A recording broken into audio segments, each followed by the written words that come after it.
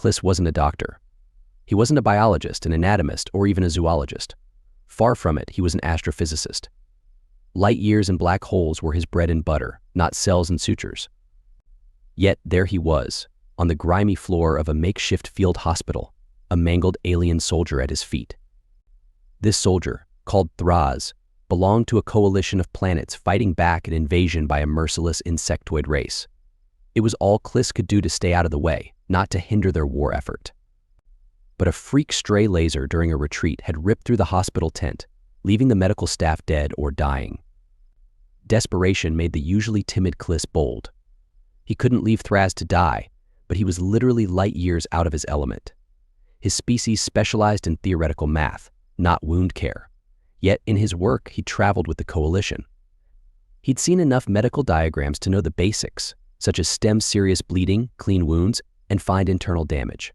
None of those things were easy when your patient had scaled hide, an extra set of arms, and blood that glowed an eerie green. With a trembling hand, he fumbled through the medical supplies the staff had barely begun sorting. He found something resembling gauze, a solution that hopefully was antiseptic, and a stitching kit. It wasn't much. There were gaping wounds on Thraz's thorax, and one of his lower arms was barely attached, yet he was hideously, painfully alive. His first lesson came as he tried to staunch the blood flow. Their biology was different enough that even basic human first aid was useless. Kliss found himself staring at an open wound, his mind blank with panic. A strange gurgling sound from Thraz jolted him into action. His multi-lensed eyes blinked rapidly, focusing on the bleeding as it pulsed rhythmically. Then Kliss realized that the alien had two hearts beating in an out-of-sync counterpoint. The shock of discovery snapped Kliss out of his fear-induced paralysis. With that single discovery, a flicker of hope rekindled. His mind raced. Two hearts meant twice the blood pressure, so the bleeding had to be handled systemically. Could he find where the main blood vessels converged? Could he devise some makeshift tourniquets? Hours blurred together. Working by the dim light of emergency lanterns, Kliss dissected his patient as if he were a specimen in a lab, not a living, breathing creature in unimaginable pain. His touch wasn't gentle, and his solutions weren't elegant. But they were stemming the tide of death, giving Thraz a fighting chance. His second lesson came when he got to the severed arm. The wound was jagged, and the limb was far too large to stitch back on simply. But within the alien physiology diagrams, Kliss had noticed cellular regeneration charts. They were primitive, and their healing was slow, but a spark ignited. He remembered Earth creatures, starfish, and lizards, that could regrow lost appendages. It was slow, but it happened.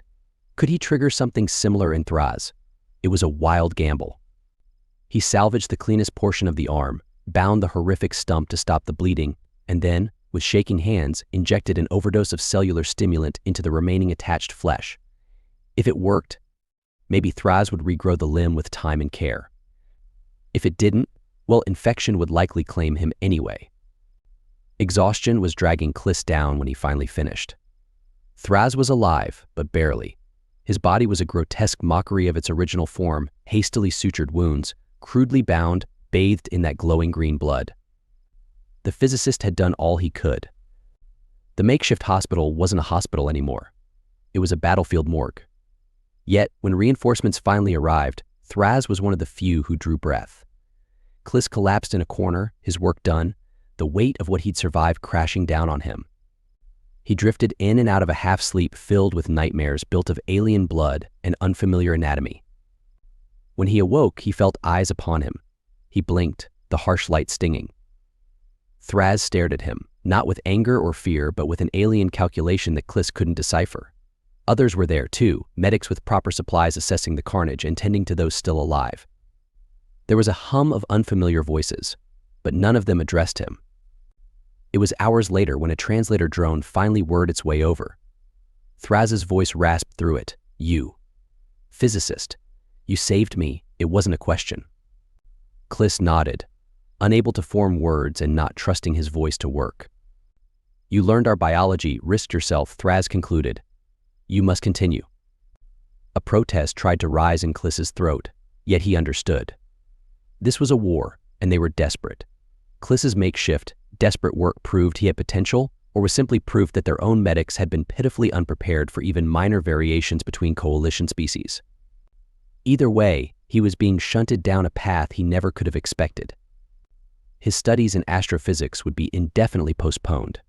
Instead, he'd be thrust into the world of battlefield medicine. He'd learn alien anatomy, the grotesque variations in physiology, and with every fiber of his logical mind, Kliss fought against it. Yet, the image of Thraz, mangled and clinging to life, wouldn't leave him. His species hadn't chosen this fight, but he'd be damned if he'd let them lose it through ignorance. He looked at Thraz and nodded once more. Kliss's journey wasn't heroic in the traditional sense. It wasn't about bravery, not really. It was about stubbornness, about logic, and the dawning, terrifying realization that knowledge itself could be a weapon. He dove into medical textbooks from a dozen coalition worlds, absorbing the complex biological symphony of hundreds of alien species with all the ferocity of a man possessed. He wasn't just learning to heal, he was learning to categorize, extrapolate, and predict.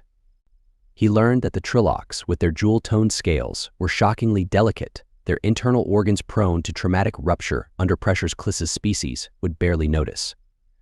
He learned that the hulking, rhino-like Uldari healed fast but were brutally susceptible to infections that their own immune systems couldn't identify. He became a translator, a grotesque bridge between textbook biology and battlefield reality. At first, it was triage, pointing out who needed immediate attention, who had injuries that looked bad but weren't life-threatening, who was tragically beyond saving. But Kliss wasn't a bystander. That thirst for knowledge pushed him further. He began advising medics mid-treatment, adapting techniques gleaned from one species to aid another. He jerry-rigged equipment, mixing tech and chemicals in combinations that set seasoned medics' teeth on edge, all because he could see the interconnectedness no one specializing in a single race could. He became Kliss, the battlefield biologist.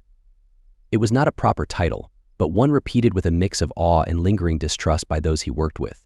He argued, often loudly with physicians stubbornly set in species-specific procedures. He lost patience when his gambles failed. Sometimes, the very adaptations meant to save lives were their undoing.